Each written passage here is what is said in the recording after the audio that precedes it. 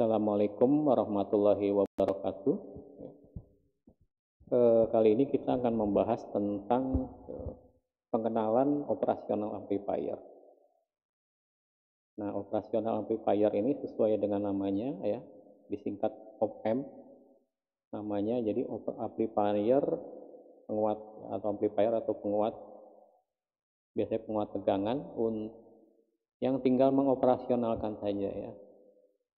Kenapa seperti itu? Jadi kalau di transistor ya, untuk membuat sebuah penguat kita perlu mengatur bias ya, arus bias pada transistor ya, atau kalau pada FET kita mengatur tegangan biasnya. Nah, di sini tidak diperlukan ya. Kalaupun ada bias untuk power supply positif dan negatif relatif lebih mudah. Oke, simbol dari operasional amplifier atau op-amp ada bentuknya seperti ini ya, segitiga. Di sini ada tanda plus ya, ini menandakan bahwa ini adalah input non-inverting. Sedangkan sebelah sini yang negatif adalah input inverting, ya, pembalik. Ini outputnya ya, kadang-kadang hanya 3 ini aja digambarkan. Kemudian di sini ada power supply positif ya, supply positif, dan di sini adalah supply negatif ya, dia menggunakan balance biasanya ya. Kalau misalnya di sini 5 volt, ini juga min 5 volt ya. Kalau di sini 9 volt, di sini min 9 volt ya. Seperti itu biasanya. Ini adalah rangkaian di dalam op-amp itu sendiri. Ini contohnya adalah op-amp tipe LM741 ya, yang sangat populer, atau CA741 ya. Kita lihat pada bagian input ya, ini ada differential amplifier ya. Kemudian dari differential amplifier ini ya, inputnya tadi 2, inverting dan non inverting ya. Kemudian outputnya diumpan ke rangkaian driver ya. Di sini ada kelas B ya. Nah, ini kelas B. Jadi kita lihat cukup kompleks di dalamnya ya. Jadi kita tinggal menggunakan saja. Beberapa op-amp ya, termasuk ini di Jumpat 1 ada offset 0 nih, ini ada pin offset 0. Gunanya adalah jika input inverting dan non inverting sama ya tegangannya, ini akan menghasilkan nilai 0 ya. Kalau tidak 0, ini di set ya, nilainya supaya dia 0 ya, di adjust. Oke. Ini beberapa tipe op-amp ya, dan apa namanya, packagingnya ya. Di sini ada yang dari metal ya. Jadi metal biasanya disebut dengan TO5 ya. Ada 8 pin ya, ini pin-pinnya. Kemudian di sini ada yang dual in packet 8 pin juga ya. Tadi LM741. Ini ada satu packet, satu IC ini terdapat 4 buah op-amp ya. Nah, jadi kita bisa lebih banyak menggunakan ini hanya dengan lebih ekonomis ini ya. Kalau ini kan satu op-amp ya. Nah, ini ada 4 op-amp ya. Ini yang berbentuk SMD ya, komponen SMD. Oke. Kemudian cara pemberian power supply seperti tadi dijelaskan, dia harus balance ya, positif negatif ya. Ini contohnya ada 2 buah baterai ya, 2 buah baterai ya, dihubungkan seperti ini, tengah-tengahnya dibuat ground ya. Jadi ground ini nanti referensi untuk output dan input ya, seperti itu. Jadi kalau di sini misalnya 5 volt, maka di sini menjadi min 5 volt. 9 volt di sini min 9 volt ya. Jadi demikian pemberian supply ya. Atau ada juga single supply, tapi nanti di sini dibuat pembagi tegangan ya, bisa juga seperti itu. Oke. Nah, sekarang input inverting dan non inverting ya. Jadi input inverting itu artinya ini inverting ya. Kalau seandainya sinyal inputnya di input non invertingnya di ground kan ya, di nol kan. Ini kita kasih sinyal ya. Misalnya sinyal seperti ini ya. Maka dia pada saat sinyalnya naik, outputnya itu akan turun ya, berbalik fase 180 derajat. Dia turun, ya sinyal inputnya, sinyal outputnya naik ya. Lalu gitu ya, berbalik fase. Jadi namanya inverting, pembalik fase. Nah, sebaliknya kalau yang diberi input itu sinyal non inverting ya, atau tidak membalik ya, sedangkan ininya di ground kan ya. Maka ketika dia naik, ini juga naik ya outputnya. Jadi dia fase ya, tidak membalik fase ya. Ya, tapi nanti ada apa namanya feedbacknya yang mengatur ya. Ini tidak digambarkan. Ini hanya menggambarkan kondisi inputnya ya, input dan output ya, hubungannya seperti itu. Oke, karakteristik dan rangkaian pengganti op-amp ya. Kalau kita lihat ya, tadi ada input non inverting yang sebelah sini, ini input inverting. Nah, ini sebenarnya ada tahanan apa? Impedansi input ya. Nilainya ini sangat besar ya. Idealnya tak berhingga.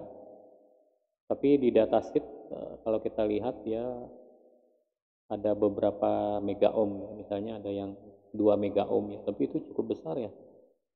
2 mega ohm. Kemudian di sini ada impedansi output ya, ini sangat kecil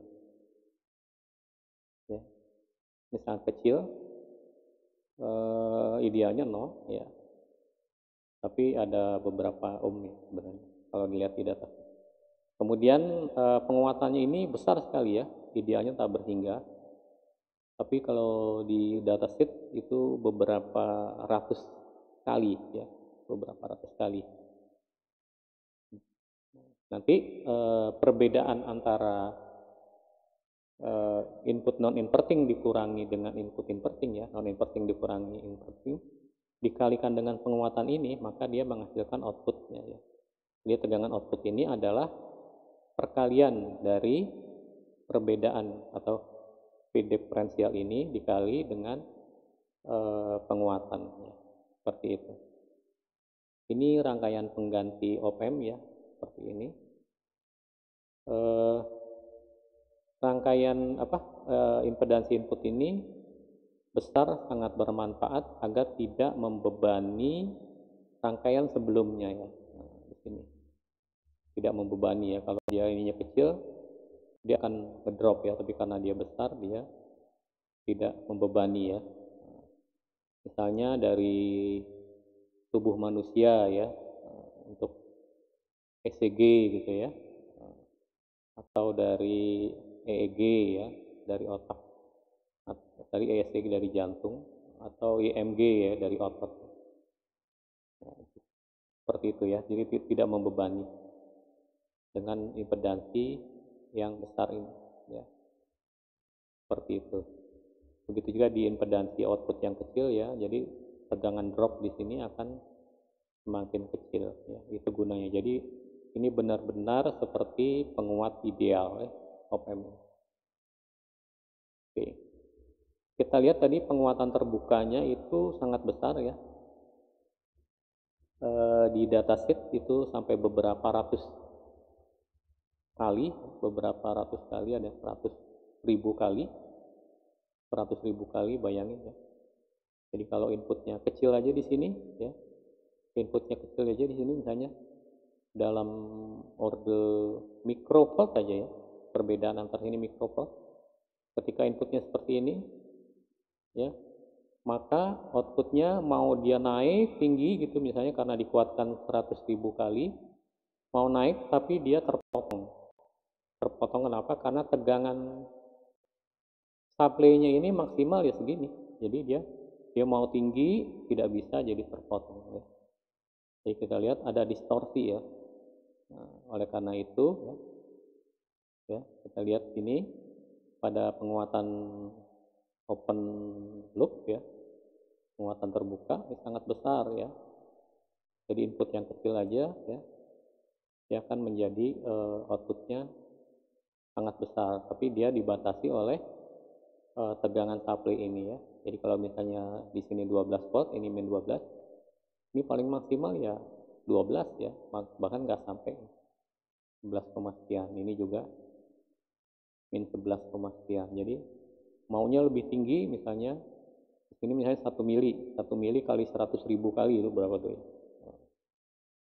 100 volt ya, karena maunya 100 volt. 100 volt, tapi dia karena supply-nya dia ini terbatas, jadi dia sampai 12 dia terpotong ya. Ini. Jadi dia berfungsi seperti komparator pembanding ya. Kalau di sini lebih tinggi maka dia high ya. Kalau di sini lebih rendah maka dia low. Jadi seperti itu jadinya ya. Nah, seperti itu. Nah, karena dia penguatannya yang besar tadi ya, maka perlu diberikan umpan balik negatif ya. Ini dari output diberikan ke input inverting ya. Input inverting. Sekarang tinggal inputnya dari mana ya. Kalau inputnya dari non inverting seperti ini ya, maka penguatannya menjadi seperti ini. A sama dengan RI ditambah RF per RI, atau 1 ditambah, karena ini RI tambah RI jadi RI dibagi RI jadi 1 RF per RI ya. Jadi penguatannya adalah jadi seperti ini ya. Seandainya di sini misalnya 10 kilo, ini 1 kilo, maka dia 10 dibagi 1, 10 ditambah 1 berarti penguatannya 11 kali. Ini penguat non inverting. Jadi inputnya dari input non inverting. Jadi kalau inputnya nanti tadi ya, inputnya dia positif, maka di sini juga positif ya. Tapi dengan amplitudo yang lebih besar kalau penguatannya besar. Nah, kemudian kalau inputnya ini dari sini ya, ininya digroundkan ya, input invertingnya non invertingnya digroundkan, input sinyalnya dari non inverting ya, penguatannya menjadi ini ya, RF per RI ya. Nah, ini min ini menunjukkan berbalik fase tadi ya. Kalau di sininya positif, maka di sini outputnya menjadi negatif ya. Kalau di sini negatif, menjadi di sini positif, karena ini menunjukkan bahwa negatif ini adalah berbalik fase. Penurunan rumus ini ya berdasarkan sifat ideal ya. Jadi ada caranya untuk mendapatkan ini ya. Tapi kita hasil akhirnya ya seperti ini. Hasil akhirnya seperti ini. Dari mana dapatnya rumus ini? Nanti ada caranya ya. Karena sifat idealnya tadi diturunkan, akhirnya turunkan dapat hasil akhirnya seperti ini untuk inverting, dan hasil akhir untuk non inverting seperti ini. Oke, ya seperti itu. Oke. Sebagai pengenalan op-amp sampai di sini aja. Terima kasih, sampai berjumpa di bahasan berikutnya. Assalamualaikum warahmatullahi wabarakatuh.